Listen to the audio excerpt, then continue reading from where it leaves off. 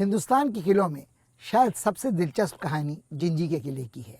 भले ही कोई बहुत बड़ी लड़ाई यहाँ न लड़ी गई हो, मगर करीब 1500 साल का इतिहास अपने सीने में यादगार सजोए हैं यह खंडहर। ये अकेला ऐसा किला है जिसका इतिहास मिथकों पुराणों से लेकर 19वीं सदी के अंत तक लगातार इतिहास के पन्नों में पढ़ने को मिलता है।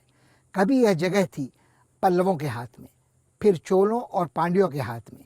बीजापुर और गोलकुंडा के नवाबों के इतिहास के साथ इसका इतिहास जुड़ा हुआ है और फिर मुगलों, मराठों के बाद फ्रांसीसियों और अंग्रेज़ों का कब्जा इस किले पर हुआ है। इन सब की यादगार यहाँ के भवन और स्मारक हैं।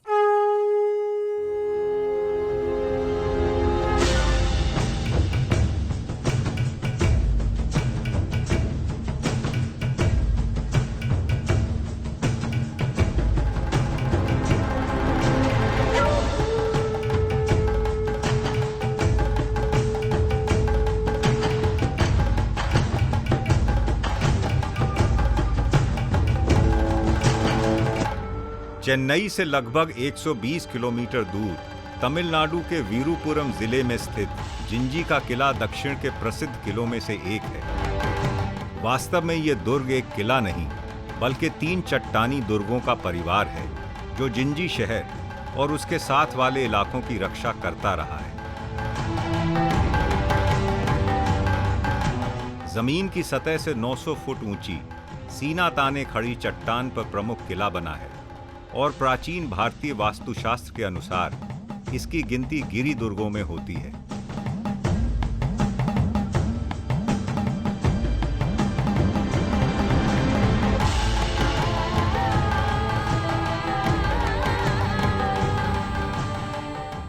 Actually, in South India, the history and its destiny changed with the fall of Vijayanagara rulers in the Battle of Talikota in 1565. After that, southern India, particularly the deep south, was being divided into different Naikdoms. And Jinji was the center of a Naikdom, the Naiks of Jinji.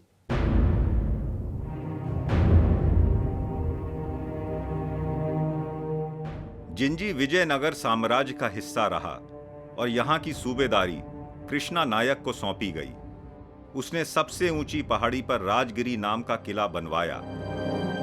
बाद के वर्षों में उसके उत्तराधिकारियों ने यहाँ 200 वर्ष तक शासन किया और अनेक सुंदर मंडपों, महलों और मंदिरों का निर्माण करवाया। उन्होंने कला, साहित्य और संगीत को संरक्षण दिया। तलाई कोटा के युद्ध में विजयनगर की हार के बाद जिंजी बीजापुर की सल्तनत में शामिल कर लिया गया।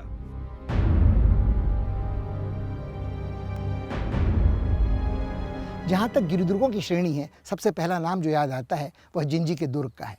जैसा आप देख सकते हैं, यह किला खड़ा है 900 फुट ऊंची एक पहाड़ी पर, सीधा चट्टान पर टिका हुआ, और इसके चारों तरफ एक घना जंगल है। ऐसे बीहड़ हैं जिन्हें पार कर आना किसी शत्रु के लिए आसान नहीं था।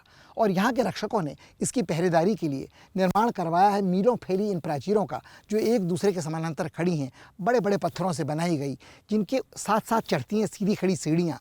सड़कें मोड़ लेती हैं समानांतर कोण का, और बने हुए हैं ऐसे बुर्ज जहाँ खड़े पहरेदार रखवाली करते रहते थे, देख सकते थे कभी भी कौन शत्रु इस तरफ बढ़ रहा है।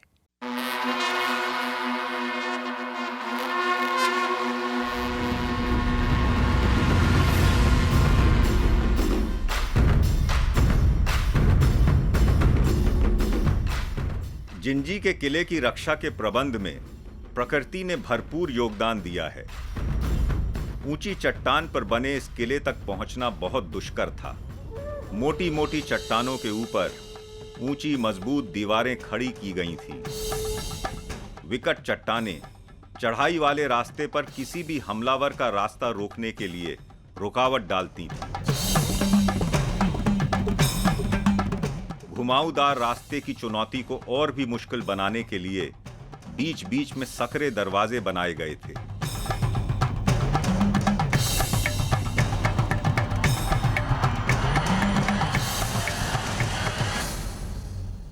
One is the economic importance of the region, the other is the political control.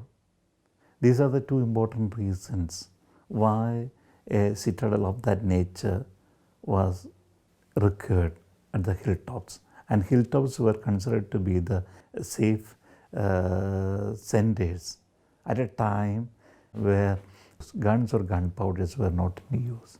Arrows or lance or spears could not break such kind of structures and fortresses built on the top of hills.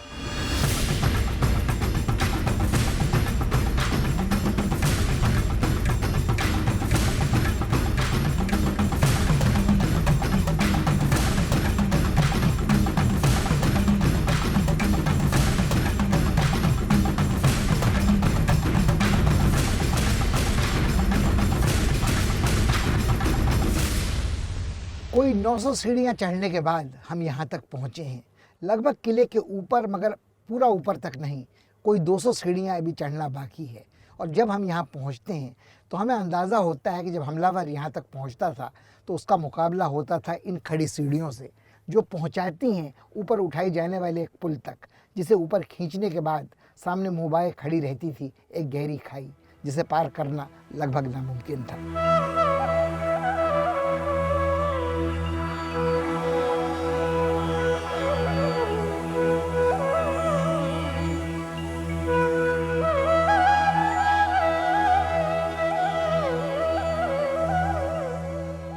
Rajagiri पहाड़ी की चोटी पर पहुंचते ही समतल मैदान पर बने तरह तरह के भवन दिखलाई देते हैं। इनमें एक बड़ा अन्न भंडार है और कई खुले मंडप। किले के इस हिस्से में एक खूबसूरत मंदिर है। आमतौर पर सिर्फ सिपाहियों की एक टुकड़ी ही इस जगह रहती थी। सिर्फ संकट की घड़ी में ही राज परिवार के सदस्य यहाँ शरण लेते थे। कुछ इमारतें उस वक्त बनाई गईं जब इस किले पर यूरोपीय ताकतों का कब्जा था। इनमें निगरानी के लिए बनाया गया ये बुर्ज है।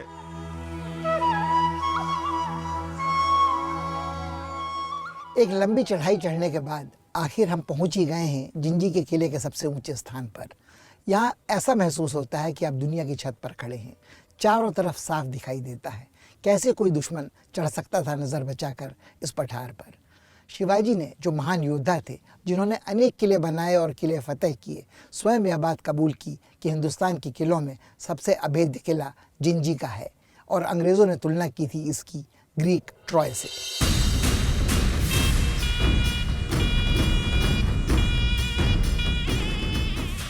जिंजी किलेबंद शहर की रक्षा एक लंबी और मजबूत दीवार करती थी। पुराने जमाने में एक प्राचीर तीनों पहाड़ियों को जोड़ती थी और उसके दायरे में पूरा शहर और खेत थे। समांतर खड़ी मजबूत दीवारों की कतारें इस गिरी दुर्ग को बख्तरबंद बनाती थीं। ऊंची प्राचीरों की अंतिम रक्षा पंक्ति को देखकर लगता है मानो वो सीधे चट्टानों से ही उगकर ऊपर उठ रही हैं।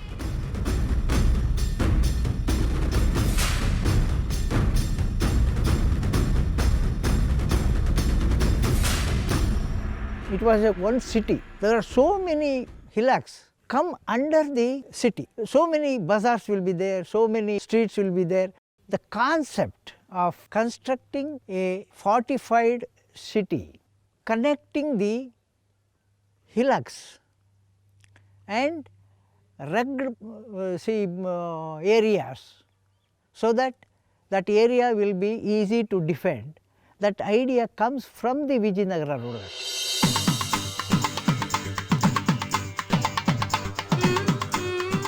जिंजी के किलेबंद शहर में प्रवेश के लिए कई द्वार थे, जिनमें पौंडीचेरी और वेल्लोर प्रमुख दरवाजे हैं। इन दरवाजों से होकर गुजरने वाला रास्ता अचानक 90 डिग्री के कोण पर मुड़ जाता है और दरवाजा पार करते ही सामने कुछ ही दूर आगे एक मोटी दीवार रास्ता रोककर खड़ी नजर आती है।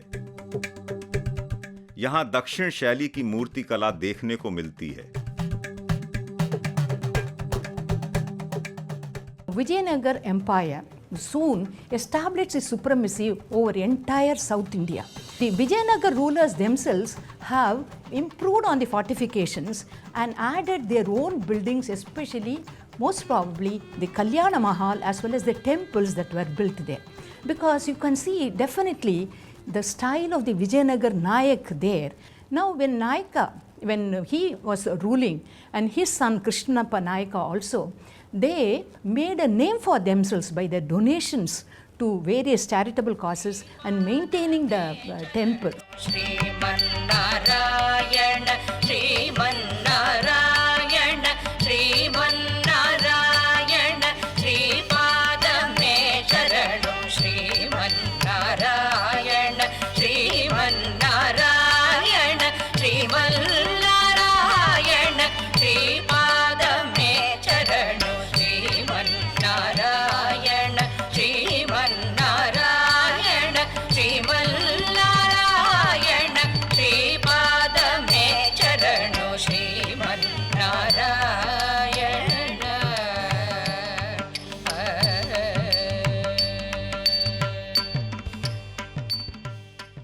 वेंकट रमण मंदिर का निर्माण मुथाई इडू नायक ने 17वीं सदी में करवाया। यह पौंडीचेरी दरवाजे के पास बना है। जिंजी में अनेक देवालय हैं, जिनमें अधिकांश विष्णु की आराधना के लिए बनाए गए हैं। इनमें सबसे विशाल और प्रभावशाली वेंकट रमण मंदिर है। इसका निर्माण दक्षिण भारतीय मंदिरों की शैली में किया गया है।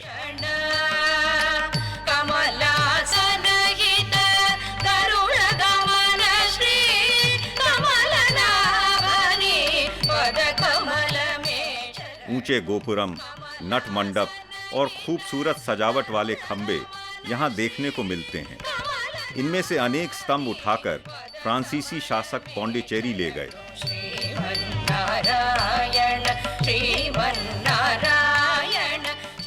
मंदिर के प्रवेश द्वार के साथ ही दीवारों पर पत्थर की बड़ी बड़ी शिलाओं पर रामायण और विष्णु पुराण के पात्र तथा कथानक दर्शाए गए हैं।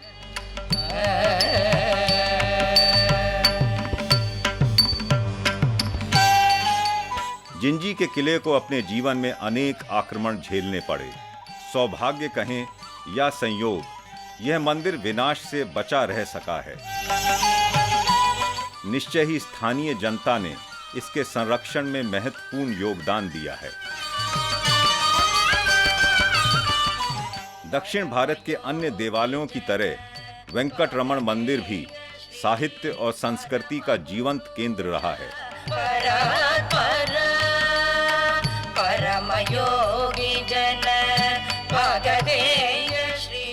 आज भी जब मंदिर के आंगन में नर्तकियां अपनी कला का प्रदर्शन करती हैं, तब उस युग की याद ताजा हो जाती है जब ये दुर्ग अपने निखार पर था।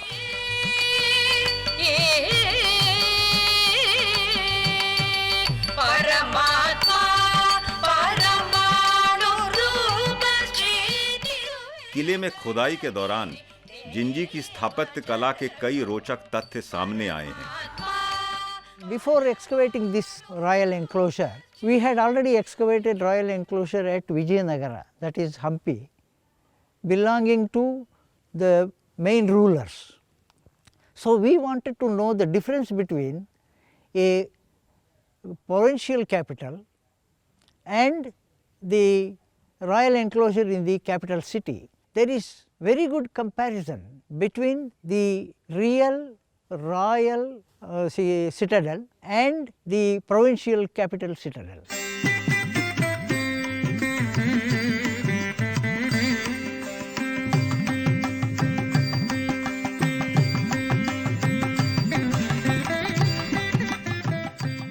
जिंजी के किले में पहाड़ी की तलहटी पर बना कल्याण महल आमोद प्रमोद के लिए बनाया वर्गाकार 5 मंजिला भवन है, जिसका शिखर तिकोना है और छोटे से पिरामिड की शक्ल का है।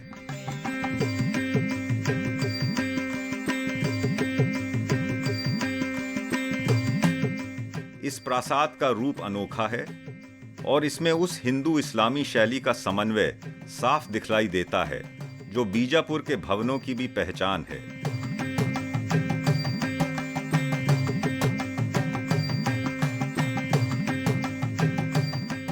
Jinji always attracted all the rulers around. That is why the vicissitude of Jinji, seeing so many dynasties coming and occupying, is very, very visible. You will find that now Golconda sultans were interested and they started holding Jinji for a short time. And when, especially in the 16th and 17th centuries, Mir Jumla was sent to the south. He conquered Jinji and it was under his control.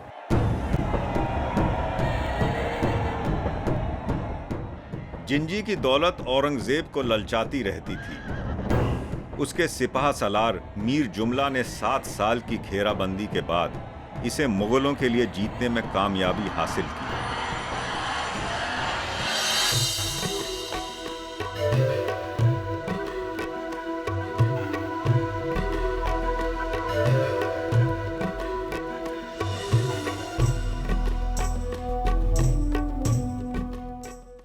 Rajagiri के उत्तर में थिरुअन्नमलाई तीर्थ के मार्ग पर कृष्णगिरी नाम का दुर्ग है, जो जिंजी के किले का ही अभिन्न हिस्सा है। इसका निर्माण 500 फीट ऊंची पहाड़ी पर किया गया है।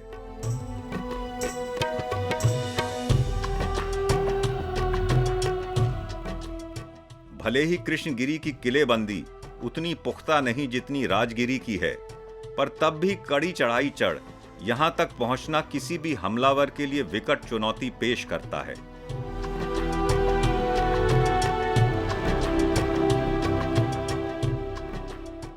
कृष्णगिरी में अन्न भंडार, दरबार मंडप, रंगनाथ स्वामी का मंदिर, रिहायशी भवन तथा दूसरी इमारतें देखने को मिलती हैं।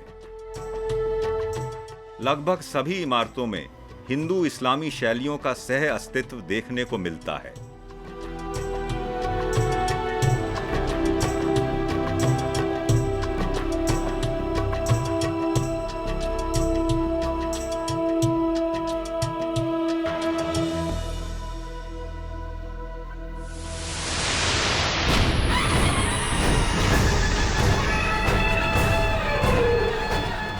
सन 1677 में शिवाजी ने जिंजी के किले पर कब्जा किया और उसके बाद 20 साल तक वह मराठों का गढ़ रहा और यहीं से छापामारी कर उन्होंने मुगल सेना की नाक में दम कर दिया।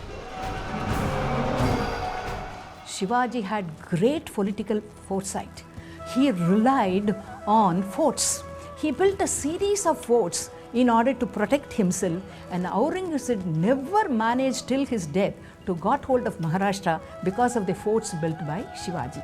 Senji came under the control of the Marathas in 1677, and Shivaji was the one who really made it a very strong impregnable fort as we see it today, covering the entire 3 hills with walls and using the natural defense system of the mountains too, and seeing that there was a military quarters for the people to train, as well as numerous temples which were there were also protected by him.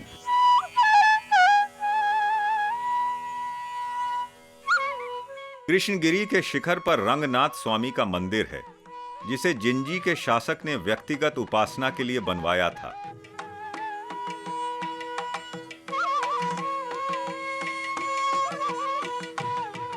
आकार में छोटा होने पर भी इसका आकर्षण अनोखा है। यहां भी उसी तरह का खुला मंडप बनाया गया है, जैसा वेंकट रमण देवालय में देखने को मिलता है।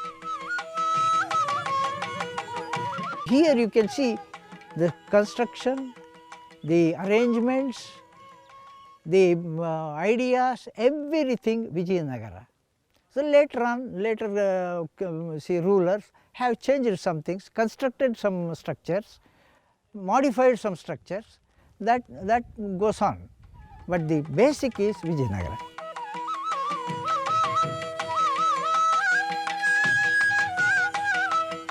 इन सभी मंदिरों की निर्माण शैली पर विजयनगर का कलात्मक प्रभाव साफ झलकता है। इन हिंदू देवालयों को यहाँ के मुसलमान शासकों ने खंडित नहीं किया और सांप्रदायिक सद्भाव बनाए रखा।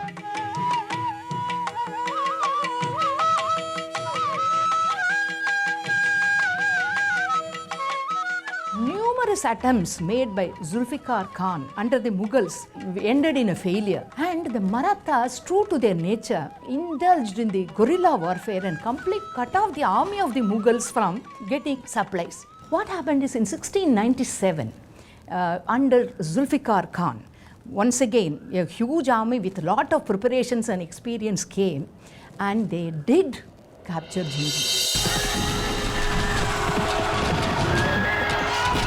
औरंगजेब से परेशान संभाजी के उत्तराधिकारी मराठा शासक ने जिंजी में शरण ली। मुगल सेना नायक जुल्फिकार ने जिंजी के चारों ओर घेरा डाल दिया और जिंजी पर मुगलों का कब्जा हो गया।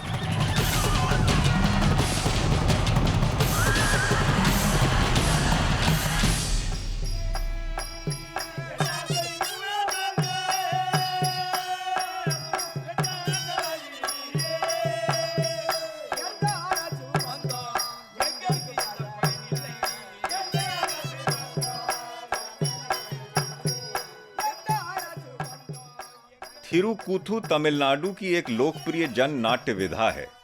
आज भी ये कलाकार जिंजी के इतिहास का रोचक बखान करते हैं। वर्तमान राजनीति पर चुलबुली टिप्पणियां करते वे दर्शकों का मनोरंजन बड़े विचारोत्तेजक ढंग से करते हैं। वे पूछते हैं, जाने कितने राजा आए और गए, जिन्होंने इस किले में जाने कितने महल बनवाए, जिनको हमलावरों ने गिराया, पर हमारे दिन न फिरे, हम और आप जस के तस ही रहे। இந்த தெருக்கூத்து கலையை தான் நம்பி இந்த கலையில் உங்களுக்கு குறை என்பதை நீங்க வெல்லையா?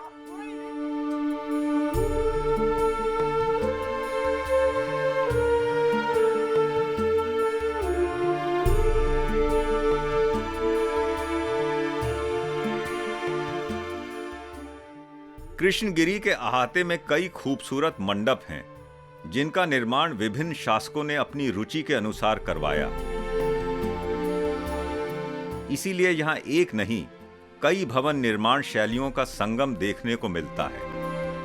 पुरानी इमारत को नुकसान पहुंचाए बिना उन्हीं के ऊपर नई इमारत एक परत के रूप में स्थापित की गई है और इस बात का ध्यान रखा गया है कि पुराने भवन की खूबसूरती बरकरार रखी जाए।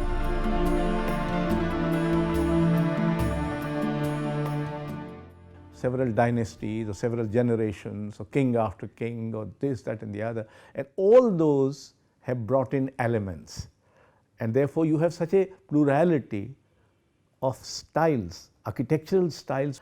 The fort itself enacts a plurality of styles, and then this is taken further. Within the fort you will have different styles. जिस बहुलता के दर्शन जिंजी के भवनों में होते हैं, उसका आधार उदार सोच और यही समधर्म समभाव रहा है।